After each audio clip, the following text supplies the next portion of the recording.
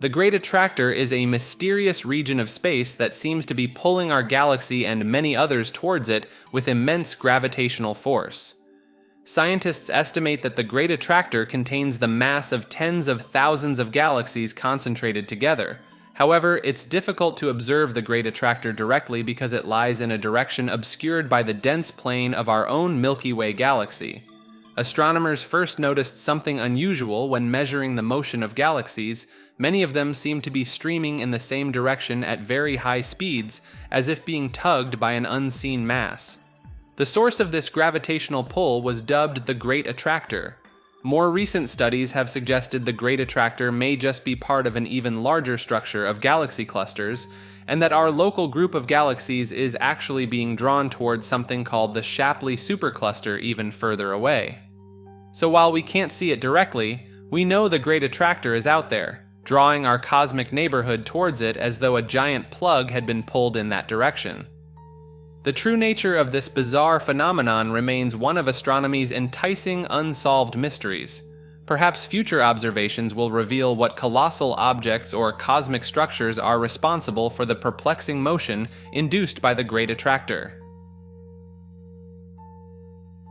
Researchers have used cosmic ray imaging to uncover a hidden 30-foot-long corridor within the Great Pyramid of Giza. This discovery was made as part of an ongoing international partnership called Scan Pyramids, which has been using various non-invasive scanning techniques to map out the inner structure of the pyramid since 2015. The newly found passage is located just behind a chevron-shaped configuration of stones near the pyramid's entrance. The Great Pyramid, built around 2560 BCE under the reign of Pharaoh Khufu, has always been shrouded in mystery and intrigue. The complex system of chambers and passageways within the pyramid is unique among structures of its time, and the reasons behind their construction remain largely unknown. This is not the first hidden chamber discovered in recent years. In 2017, researchers found another mysterious void measuring 98 feet long.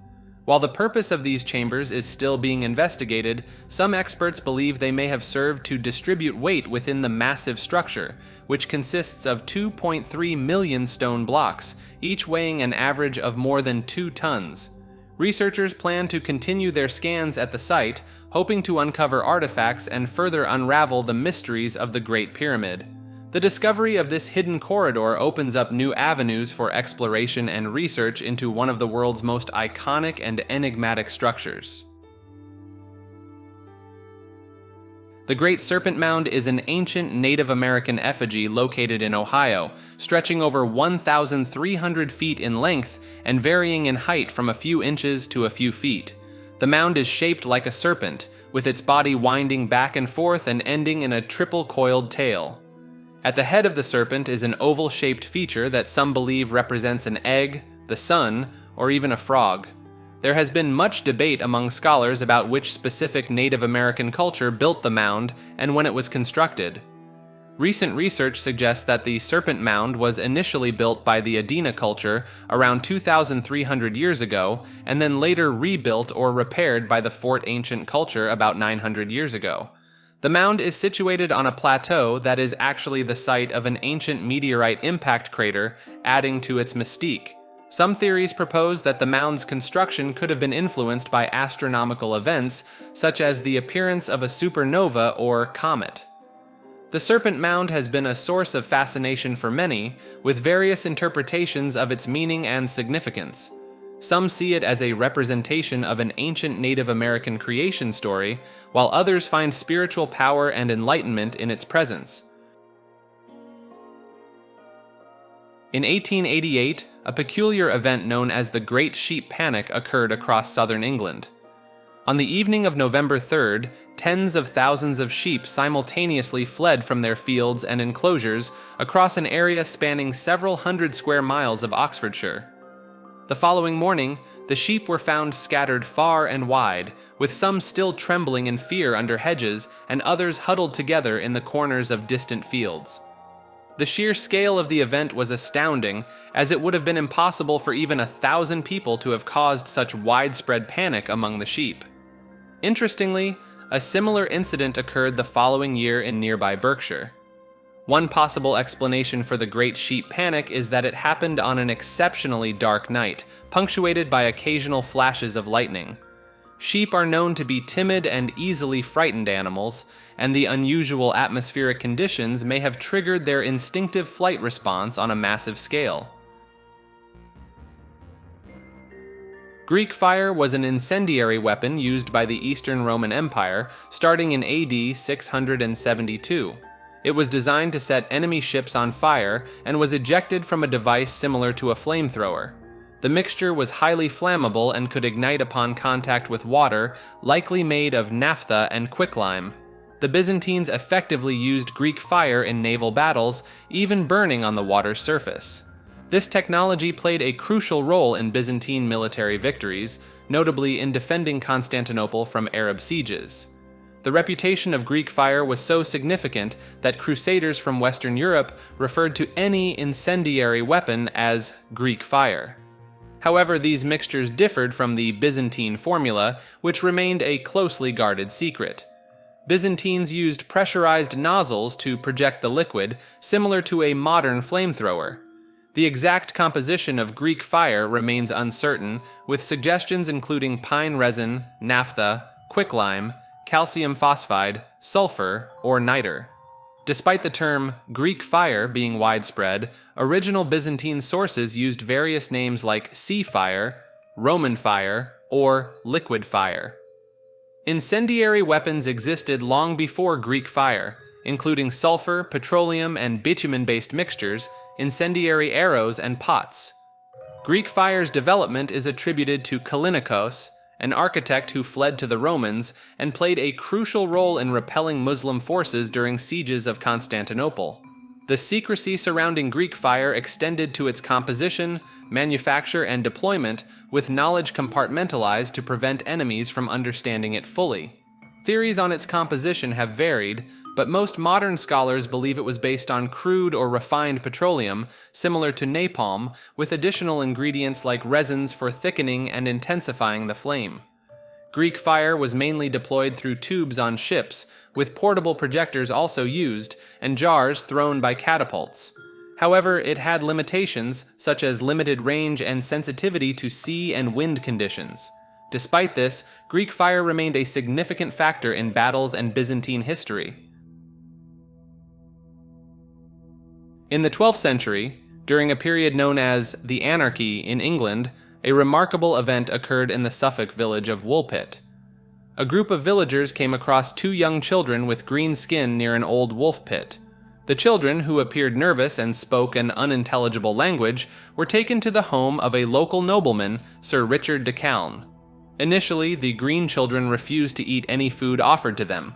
However, they eventually found green beans in Richard de Calne's garden and consumed them straight from the ground. Over time, the children were introduced to a normal diet, and as a result, their green complexion faded. As the children learned to speak English, they shared their story. They claimed to be from a land called St. Martin, where the sun did not shine as brightly and a luminous country could be seen across a river. The children recalled hearing a loud sound while tending to their father's flocks and suddenly finding themselves in the fields of Woolpit.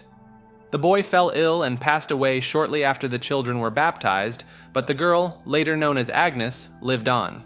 She worked for Richard de Calne for many years before marrying the Archdeacon of Ely and having at least one child. Some believe the green children of Woolpit were descendants of persecuted Flemish immigrants, their green skin a result of malnourishment. Others prefer the more whimsical notion that they emerged from an underground world inhabited by green people. Regardless of their true origins, the tale of the green children of Woolpit remains an intriguing part of English folklore. Grey goo is a hypothetical doomsday scenario involving molecular nanotechnology, where self-replicating machines spiral out of control and consume all matter on Earth to build more of themselves. This process, called ecophagy, could potentially reduce the entire biosphere to dust in a matter of days. The term grey goo was coined by a nanotechnology pioneer in the 1980s to illustrate the difference between machines that are superior in terms of human values and those that are merely superior in terms of competitive success. While the self-replicating machines need not be literally gray or gooey, the term emphasizes the idea that such replicators, despite being evolutionarily successful, might not be particularly inspiring or valuable to humans. Some experts have raised concerns about the risks associated with developing advanced nanotechnologies, including the potential for weaponization or accidental release of self-replicating machines. However, more recent analyses suggest that the likelihood of a gray goo scenario is much lower than initially thought, as creating such machines would be needlessly complex and inefficient. Despite the low probability of a gray goo catastrophe, the concept remains a useful tool for considering the potential low probability, high impact outcomes of emerging technologies. A mysterious magnetic vortex, located in the Gulf of Aden, has reportedly defied the efforts of several major world powers to shut it down or even determine its exact origin and purpose. The vortex, which was first noticed by US scientists around the turn of the millennium, has been expanding in recent years, prompting an unprecedented warning and a massive naval buildup in the region. Some have speculated that the vortex could be a Stargate, a portal opening up into our world from another dimension or distant galaxy. However, mainstream scientists dismiss this theory as lacking any credible basis in astronomy or fact. The expansion of the vortex has been accompanied by unusual seismic activity in the Gulf of Aden, with dozens of earthquakes occurring in the region for the first time in recorded history. These events have coincided with strange astronomical phenomena, such as the disappearance and reappearance of a stripe on the planet Jupiter. While mainstream media outlets have largely avoided reporting on the vortex, some alternative news sites suggest that it may be linked to recent global weather anomalies and catastrophes, such as unprecedented snowfall, record low temperatures, and massive storm systems affecting multiple continents. The true nature and implications of the Gulf of Aden vortex remain a mystery, with some fearing that the public release of secret government files related to the phenomenon could sow panic on a global scale. The High Frequency Active Auroral Research Program, or HAARP, is a fascinating research facility in Alaska that has sparked a lot of speculation and wild theories. HAARP consists of an array of nearly 200 tall antennas that can transmit high-frequency radio waves into the Earth's ionosphere, the layer of charged particles high above the surface. By exciting a small region of the ionosphere, HAARP allows scientists to study how radio waves interact with this part of the atmosphere. This research has important applications for improving global communication and navigation systems that rely on transmitting signals through the atmosphere. However, HAARP's capabilities have been vastly exaggerated by some conspiracy theorists. They have claimed the facility is a secret weapon that can control the weather, trigger earthquakes, knock out aircraft, and even control people's minds. In reality, HAARP is far too weak to cause such dramatic effects. Its transmissions are quickly overpowered by the sun's natural influence on the ionosphere. While HAARP was partly funded by the US military, it is not a classified project. The facility holds open houses, and its research is conducted by many universities. So, while HAARP allows unique scientific experiments, it is not the doomsday device that some have imagined it to be. As with many powerful technologies, the reality of what it does is often more mundane than the wild rumors and theories that surround it. In a fascinating experiment, scientists recently used a powerful transmitter in remote Alaska to bounce radio signals off a passing asteroid. The goal was to learn about the asteroid's interior makeup, which could prove valuable if we ever need to defend Earth from a potentially hazardous space rock. The transmitter, located at the High Frequency Active Auroral Research Program, or HAARP facility, sent out long wavelength signals that can penetrate deep into objects, unlike the shorter wavelengths typically used to image asteroid surfaces. By analyzing how these signals reflected off the asteroid's interior, researchers hope to map out its internal structure and composition. This information could be vital for developing an effective asteroid defense strategy. If we know how the mass is distributed inside a threatening asteroid, we can better target it with deflection devices to nudge it off course. The experiment also relied on a worldwide network of amateur scientists who helped track the HAARP signal and confirm it reached the asteroid. This collaborative approach highlights how the scientific community and citizen scientists can work together to conduct cutting-edge research. While the final results will take some time to process, this innovative test demonstrates a new way to study asteroid interiors and improve our ability to protect Earth from potential impacts. By peering inside these ancient space rocks, we may unlock secrets that one day help safeguard our planet and all life on it. Scientists have discovered unique particles called massless Dirac polaritons that blend the properties of light and matter. These particles emerge in specially designed ultra-thin materials with a honeycomb-like structure at the nanoscale. What makes Dirac polaritons special is that they behave like particles with no mass, allowing them to travel very efficiently, similar to how electrons move in single-layer graphite, one of the most conductive materials known.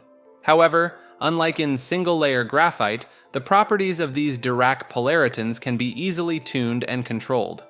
By sandwiching the honeycomb material between two mirrors and adjusting the distance between them, researchers can modify the fundamental characteristics of the Dirac polaritons, such as their speed and internal structure, in a simple and reversible way.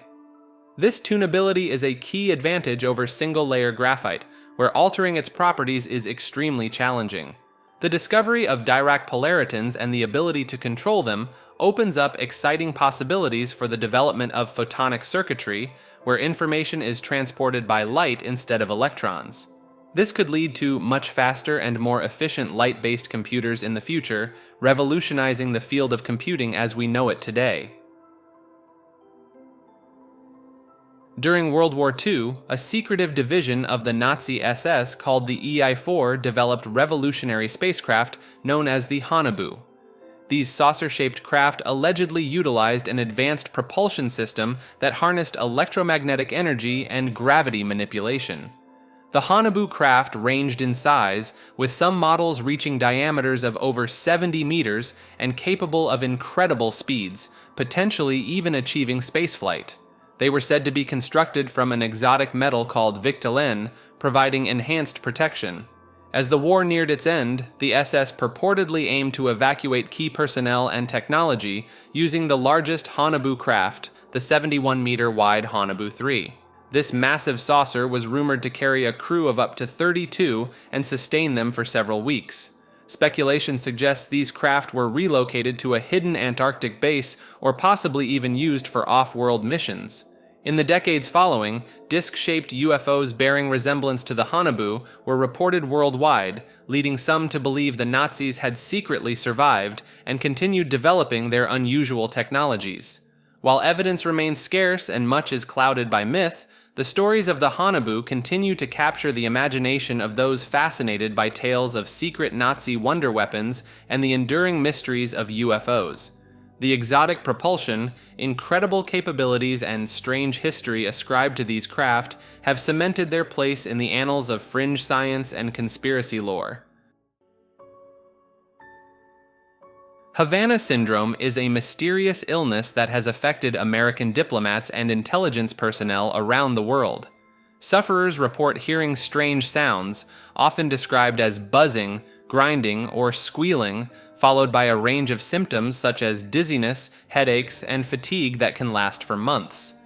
The syndrome first emerged in Cuba, but cases have since been reported on every continent, impacting hundreds of individuals. While some believe it may be a psychological condition brought on by stress, others suspect it could be caused by a secret weapon, possibly involving microwave energy. Decades ago, researchers discovered that microwaves, particularly when pulsed at certain frequencies, could produce sounds perceived inside a person's head without any external noise. During the Cold War, both the United States and the Soviet Union explored the potential of microwaves for mind control and weaponization. In the 1970s, the US discovered that the Soviets were bombarding their embassy in Moscow with low-level microwaves, possibly for surveillance purposes. Some embassy staff later developed health issues, though a link to the microwaves was never proven. Now, as more cases of Havana Syndrome emerge, suspicion has fallen on Russia, China, and other adversaries who may have developed microwave weapons to target American personnel. However, hard evidence remains elusive, and some experts propose that mass psychogenic illness, where symptoms spread among a cohesive group, could be responsible. As the mystery deepens, the US government is taking the issue seriously, investigating possible causes and working to support affected individuals. While answers remain scarce, the syndrome continues to have a real impact on America's diplomatic and intelligence capabilities overseas. In 18th century Britain and Ireland, exclusive clubs known as the Hellfire Clubs served as meeting places for high society rakes to engage in what were considered immoral acts. The most notorious of these was founded by a prominent politician who led a double life. The club's members were thought to take part in mock religious ceremonies, allegedly while dressed as biblical characters and dining on provocatively named dishes. The club president's title was even that of the devil, though members didn't actually worship demons, instead using the imagery to satirize religion and morality at a time when blasphemy was in vogue. Unlike other clubs of the era, this one welcomed both men and women as equals. Its meeting places included local taverns and members' private residences. Reports of the club's activities eventually led to political rivals, accusing its founder of immorality, forcing him out of Parliament. Another well-known Hellfire Club was founded later in the 18th century at Medmenham Abbey. The abbey was extensively renovated, with phallic symbols, mythological themes, and sexual items featured in its decor. Its members referred to themselves as monks and their leader as the abbot. Rumored attendees included prominent political and society figures of the day. Legends claim the members' activities involved prostitutes, orgies, and even satanic rituals, though the extent of debauchery is difficult to prove. Despite the serious allegations leveled against them, the Hellfire Clubs were likely less diabolical than the public imagination made them out to be, providing a way for the elite to let loose away from the era's strict social conventions. In the philosophy of Plotinus and others, there exists a concept known as Henology, which is centered on the idea of the One. This notion stands apart from other philosophical disciplines in its focus. While many philosophical traditions begin with the study of being or existence itself, Henology takes a more radical approach. It looks beyond mere being to contemplate an ultimate unity that transcends all things. Similarly, Henology differs from philosophies primarily concerned with understanding knowledge and truth. Rather than examining how we come to know, it fixes its gaze on the source from which all knowing and being emerge. The One of Henology is not a being among other beings, but rather the ineffable origin of all beings. It is a oneness surpassing any conception or category our minds might frame. By positing the One as the supreme principle, Henology represents a metaphysics of radical transcendence. It asserts a primal unity prior to all division, distinction, and determination. While this ultimate One defies definition, Henologists see it as the necessary foundation for everything that exists. The aim of Henology is thus a kind of philosophical ascent, a contemplative striving toward that highest, most unified source of reality. The Hermetic Order of the Golden Dawn was a secret society in Great Britain that focused on metaphysics, the occult, and spiritual development. Active in the late 19th and early 20th centuries, it became one of the largest single influences on Western occultism. The Golden Dawn was founded by Freemasons who were also members of an esoteric Masonic organization. They developed a system based on hierarchy and initiation, similar to Masonic lodges, but open to both men and women on an equal basis. Members studied topics like Hermetic Kabbalah, astrology, tarot, and alchemy. The order was organized into 3 tiers, with the second order focused on practical magic, and the secretive third order supposedly directed by advanced adepts. Many prominent figures of the time joined the Golden Dawn, including artists, writers, doctors, and various occult-inclined individuals. The order's legendary cipher manuscripts, which formed the basis for its rituals and teachings, combined with its secretive nature to give it an air of profound mystery. Over time, the order fragmented due to leadership disputes and personal conflicts among members. Despite its relatively brief existence, its influence continued long after the original organization ceased to exist. Several Golden Dawn spin-offs and successor organizations emerged, and the teachings of the order spread through initiated members. Published works, like those of Israel Regardie, brought the previously hidden wisdom of the Golden Dawn to a wider audience in the following decades.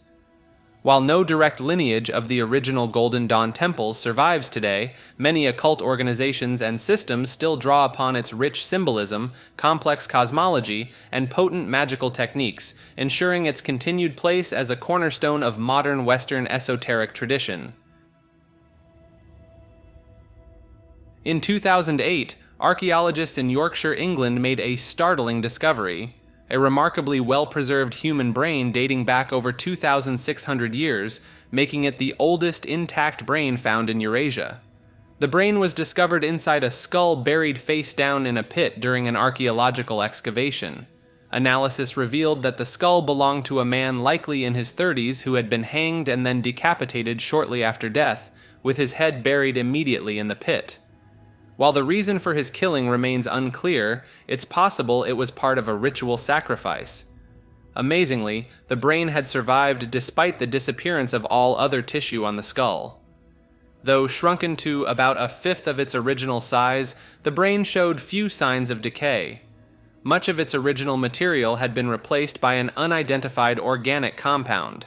Several factors contributed to the brain's remarkable preservation, including the waterlogged, oxygen-free soil in which it was buried, and the unusual chemical changes it underwent due to the severing of the head. The lack of contamination from gut bacteria, which usually consume the body from the inside out after death, also played a role. The precise mechanism of preservation remains a mystery, but the brain's resilient tofu-like texture and the tightly packed protein aggregates found within provide clues.